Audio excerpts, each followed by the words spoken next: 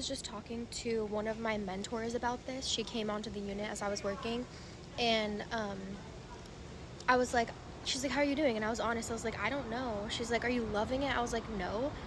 And she's like, well, what aren't you liking? I'm like, well, I can't decide if I'm not enjoying not knowing what's going on. Like, I don't like the fact that I don't know things, or if I just don't like my job. Yes, my young nursing friend, you just deconstructed Patricia Benner's novice to expert theory without even knowing it. It was a derivative of the Dreyfus model, and it broke down skill acquisition into 5 steps. Oh wow, this marker kind of sucks.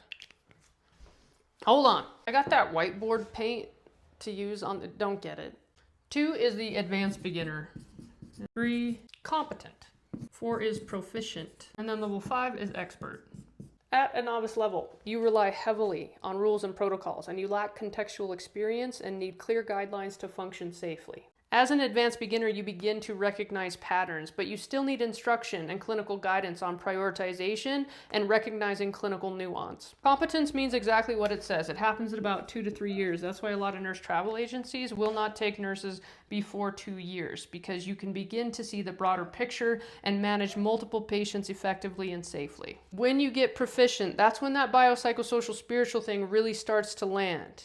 When you get the big picture, when you start anticipating, when you use that pattern recognition to do the holistic care model. Expert level is when we start talking about consciousness, where you can perceive the field of consciousness with your patient. When the analytical tasks that you were doing as a novice and an advanced beginner and even at competency are automatic, you don't even have to think about them, that's when your psyche really starts to open up. Those are the nurses that you're often inspired by. You're like, holy cow, how did they do that?